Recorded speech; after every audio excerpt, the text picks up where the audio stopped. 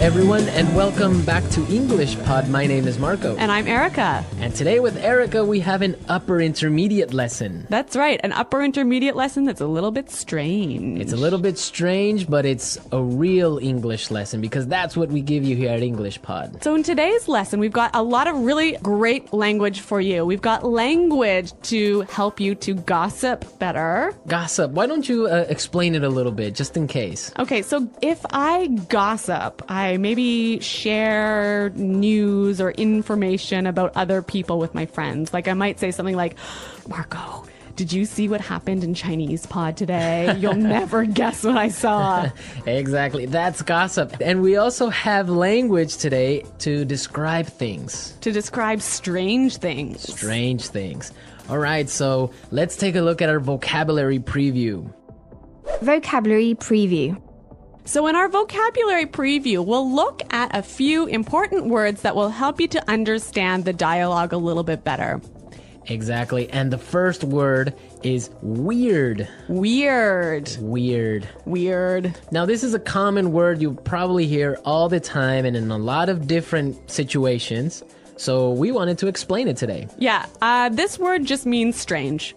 It's strange. Yeah. Weird person is a strange person. Exactly. But the thing about this word is if you are a young person, let's say under the age of 35, you'll probably use it about 100 times a day. Weird. Yeah. It's just such a good sounding word. Weird. It is. Okay, but the thing is that even though it's probably more commonly used in American English, it's still widely used for British English as well. Yeah, that's true. So, but maybe in British English you would say something like Odd. it's odd. Yeah. That's more common. Okay, let's look at our second word. Housewarming gift. Housewarming gift. Housewarming gift. Housewarming gift. Now, this is a cultural thing. It's really common in North America to give a housewarming gift to someone. Yeah, if I move into a new house, maybe some of my friends or family will bring a gift over to make my house a little bit more beautiful. So something like a photo frame or maybe a plant, or sometimes even like maybe a basket of pastries or something. Oh, okay. Well, Yeah. I've never gotten one of those because I Really? don't have a home. Oh, where do you live? On the street? Well, I don't have my own home, so I have never gotten one of those. Okay. Okay, so we're ready now to listen to our dialogue. So we've got two housewives who are gossiping about what's going on in the neighborhood, and let's listen to what happens.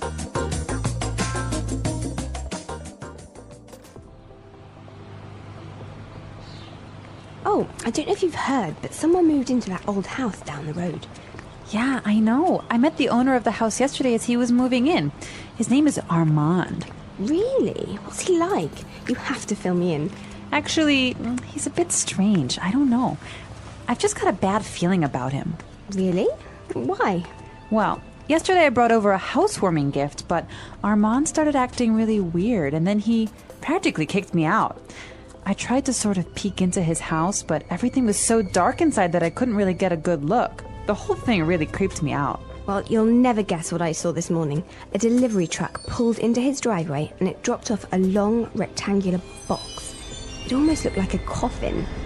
You see? Why would he... Hello, ladies. Armand! Oh, you scared the heck out of me. This is my friend Doris. Pleasure to meet you. If you're not doing anything tonight, I'd like to have you both for dinner. I mean, I'd like to have you both over for dinner.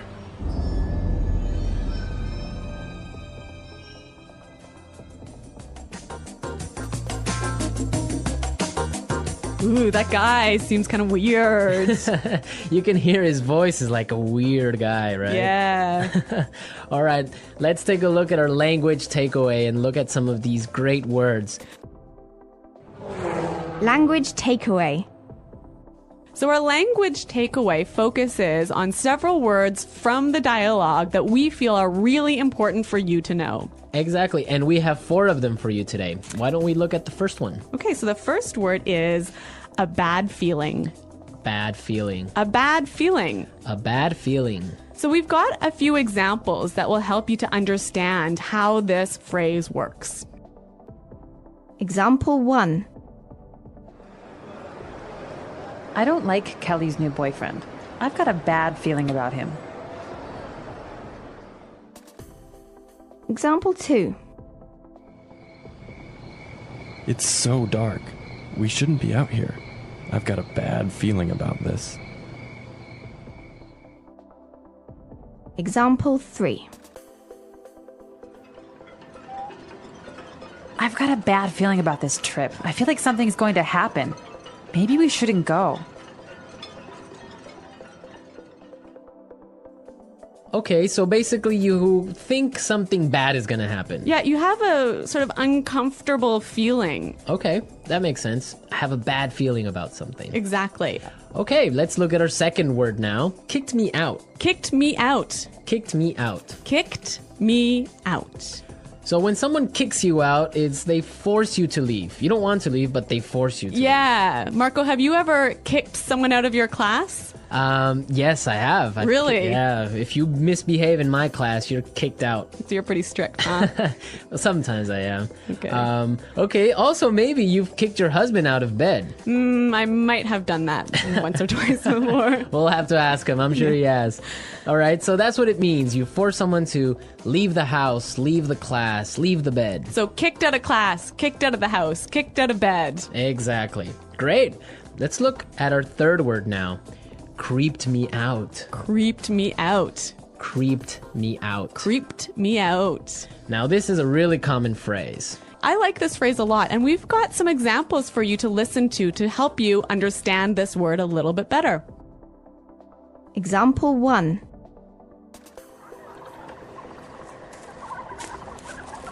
Shh. Did you hear that? Oh, I think I saw something. Stop it. You're really creeping me out. Example 2. This place really creeps me out. Let's get out of here.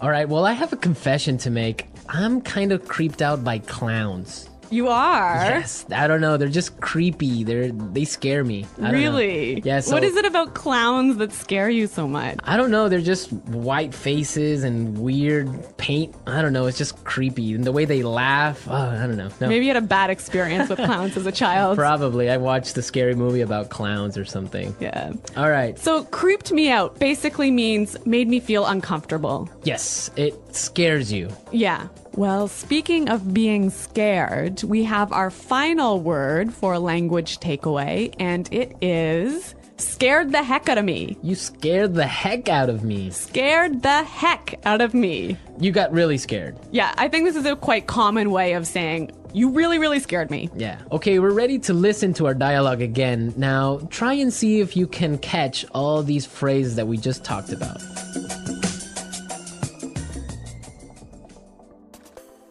Oh, I don't know if you've heard, but someone moved into that old house down the road. Yeah, I know. I met the owner of the house yesterday as he was moving in. His name is Armand. Really? What's he like? You have to fill me in. Actually, he's a bit strange. I don't know. I've just got a bad feeling about him. Really? Why? Well, yesterday I brought over a housewarming gift, but Armand started acting really weird, and then he practically kicked me out.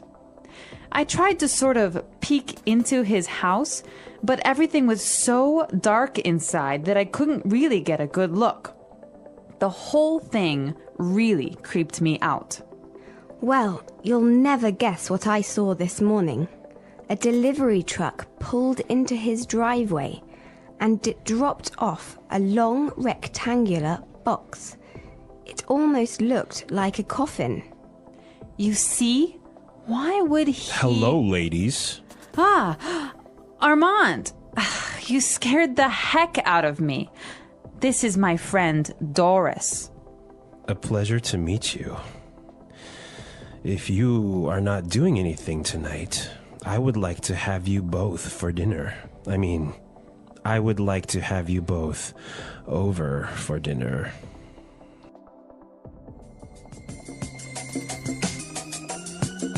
You know, one of the things I really like about this dialogue is there's a lot of great phrases that will help you to gossip.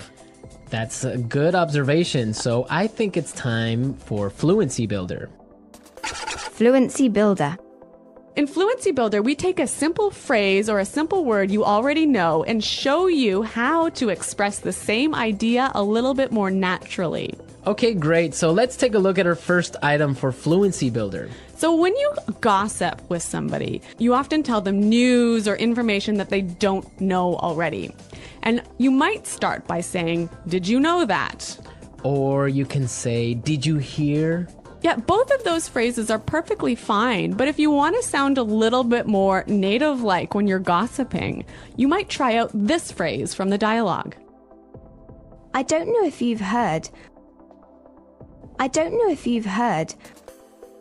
Yeah, that's a really good phrase. You're saying exactly the same thing, but in a really natural way. It's a great one for gossiping. So, Marco, I don't know if you've heard, but Chinese pod is up to some pretty crazy things. See, that's exactly how you would use that phrase. So now let's take a look at our second item. Now, when you're gossiping, you want information. That's right. So you might say, "Oh, tell me about it." Or something like, "Give me the details." Yeah, and again, both of these examples are perfectly fine, but when you're gossiping, you might want to try something like this. You have to fill me in. You have to fill me in.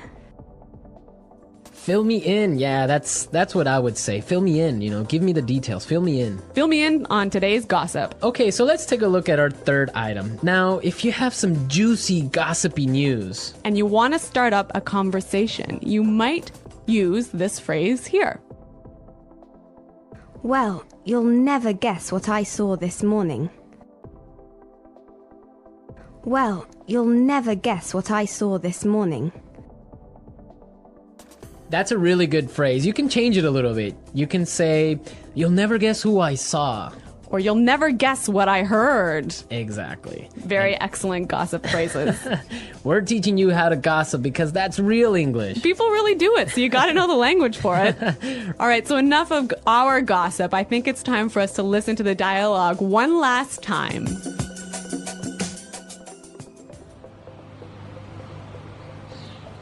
Oh, I don't know if you've heard, but someone moved into that old house down the road.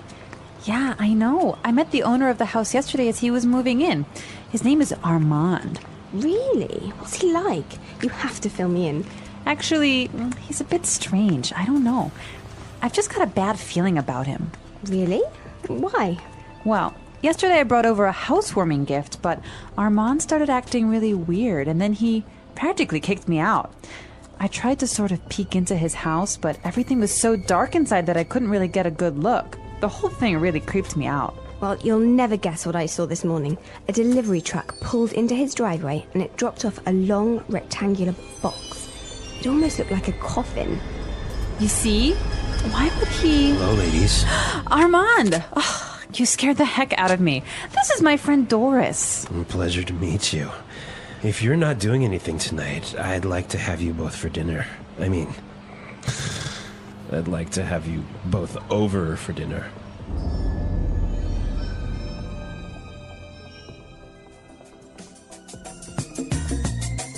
Okay, Marco, I have a true story for you. Is it kind of like a creepy story? It is a creepy story indeed. Is it a true story? No, it's really true. So Okay. when I was young, I used to live in the country.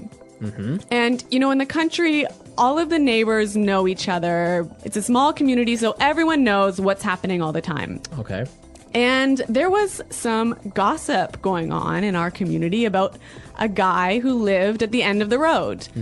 And he was the owner of a car wrecking yard. So a place where you take old broken down cars and take the parts apart to sell. Right. And anyway. A scrapyard. Yeah, a scrapyard. All right. Okay, so, he had a wife and a couple of kids, and suddenly his wife disappeared. Wow. Yeah. And no one knew what happened or anything. And so several years pass, and suddenly the police start coming in and start investigating this guy and start digging up all of the land around his property. And I don't know what they're doing, but I think they were looking for the wife's body. Wow. And did they find it? I don't know, I moved away. Ah, such a great story, but we don't know how it ends. Yeah, well, Well, we can leave it up to the imagination of our listeners. exactly. Maybe they were looking for an old car. An old car buried in the ground. I don't think so. All right, that's a true story. Real English, real stories. You There heard go. it first here on English Pod. All right. So we want to hear your comments and suggestions about this topic. I bet a lot of our listeners also have creepy stories, maybe ghost stories, maybe, I don't know, different types of weird stories. So you guys should definitely log on to English Pod and share them with us. That's right. Go to EnglishPod.com and in the comments section of the website, tell us your creepy stories. And we're going to pick out the best story as the story of the week. We'll announce it in our This Just In podcast. Yes, so we want to hear all your juicy stories and gossip maybe as well. Yes.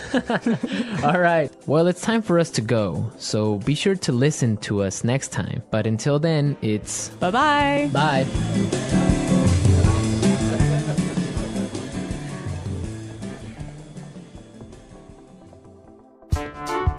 The English Pod Audio Review. Listen to the meaning, then say the vocabulary word. Phrase used to introduce a piece of information. I don't know if you heard. Tell me about it. Fill me in. A sense or feeling that something bad is going to happen. A bad feeling. Strange, unusual. Weird. Make or force someone to leave when they don't want to. Kick out. Make me feel uncomfortable and a bit scared. Creep me out. Phrase used to introduce a piece of news. You'll never guess. Cause someone to feel a lot of fear. Scare the heck out of me.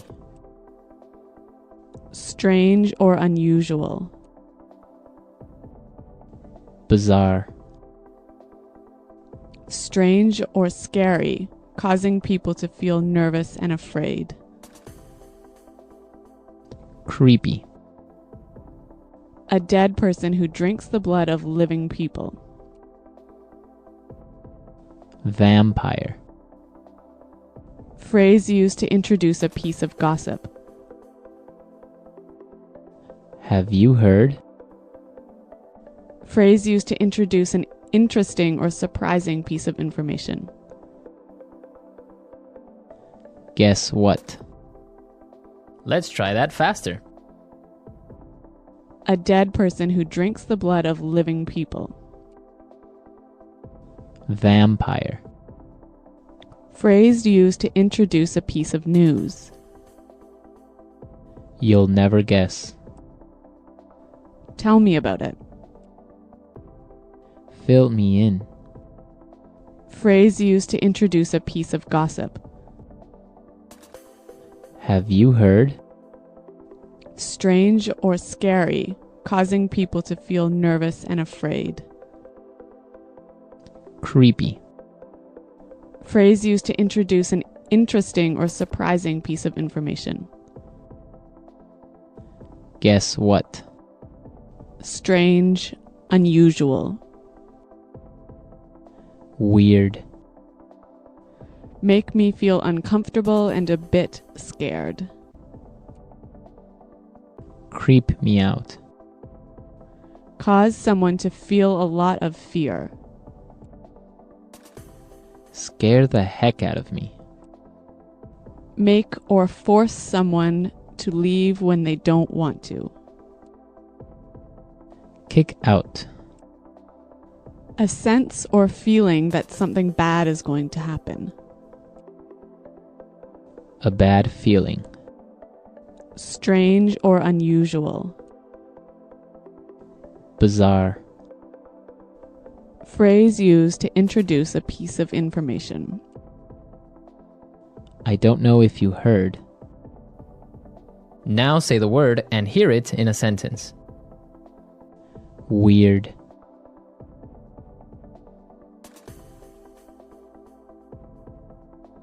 Last night, I kept hearing a really weird sound. I don't know what it was. Weird. Our teacher seems a bit weird, don't you think? Weird.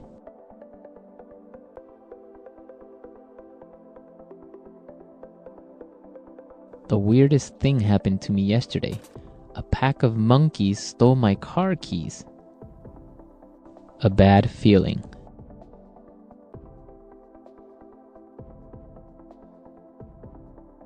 I've got a bad feeling about Kelly's new boyfriend. I don't think he's a good guy. A bad feeling.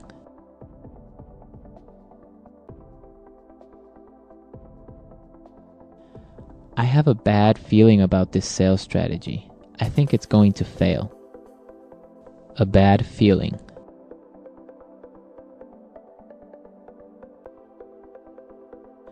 I've got a bad feeling about this trip. I think we should stay home. Kick out.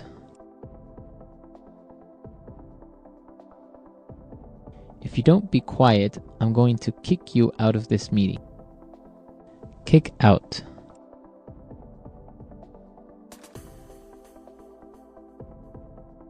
We got kicked out of the restaurant at midnight because they were closing. Kick out.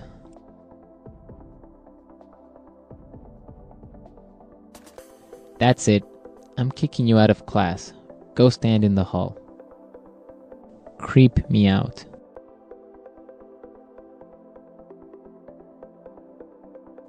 This old house is so scary. It's really creeping me out. Creep me out.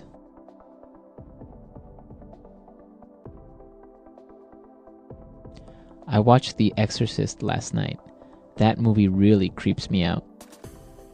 Creep me out.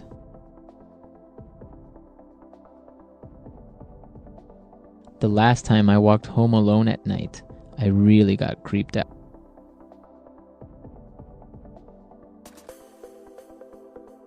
I almost got in a car accident yesterday. That scared the heck out of me.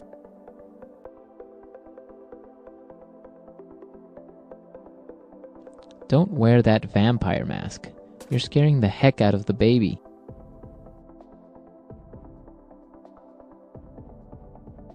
I'm terrified of clowns. They scare the heck out of me.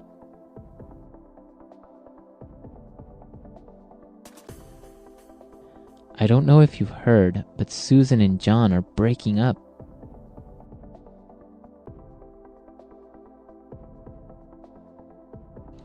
I don't know if you've heard, but the new marketing manager is single.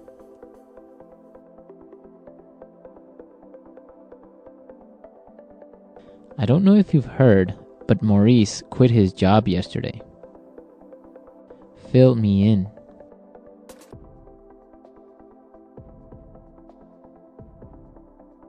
I can't go to today's meeting, but can you fill me in on the important details? Fill me in. How was your date? You have to fill me in. Fill me in.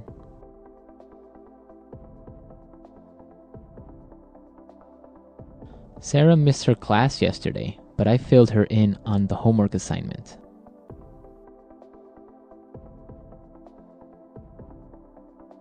You'll never guess what I heard.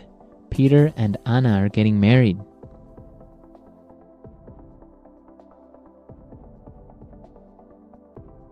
You'll never guess who I saw yesterday. Bill, my boyfriend from high school.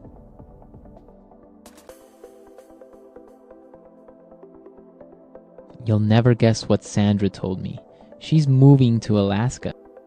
Did you finish the essay? Almost. What's missing? The conclusion. Why? It feels weak. Weak how? Like I'm just repeating myself. That's normal. So, what do I do? Think bigger. Bigger? Yes. What's your argument? Technology helps education, but also has downsides. Good. What do you want the reader to feel? That technology is useful if used right. Then don't just summarize. Then what? Give them something to think about. Like what? A question, a bold statement, a challenge. Challenge. Make them reflect. How? Make it personal. Personal. Yes. Why does this matter to them? Because everyone uses technology, And and they should use it wisely. now you're getting it. But how do I write that? Start with your strongest point. Which is balance. Exactly. Show why balance matters. Maybe technology isn't the problem, it's how we use it. Now that's a strong ending. But is that enough? Not yet. What's missing? Impact. How do I add that? Make them feel something. Like guilt. Not necessarily. Then what? Inspiration, urgency, a new perspective. But how? Picture your reader. Okay. Who are they? Students, teachers, maybe parents. Good. What do they care about? Learning. The future, their kids. Exactly. So how does technology truly affect them? It makes learning easier but also distracting. Then make them see that. Like with an example. Yes, a real-life situation. Okay, maybe a student using AI to write essays. Good. What's the problem there? They're not actually learning. And why does that matter? Because education isn't just about answers. It's about thinking. Now you're getting deeper. So I should say that? Yes, but in a powerful way. Like if technology does the thinking for us, what happens to our minds? That's a great question. Or will the next generation learn or just copy? Even stronger. But should I end with a question? You could, or a challenge. A challenge. Tell them what they can do. Like technology isn't going away, but we decide how to use it. That works. It leaves them thinking. But is it memorable enough? Almost. What's missing? Emotion. How do I add that? Make it personal. Connect it to their lives. Maybe in the end, technology is just a tool. The real power is in our hands. Now that is a strong ending.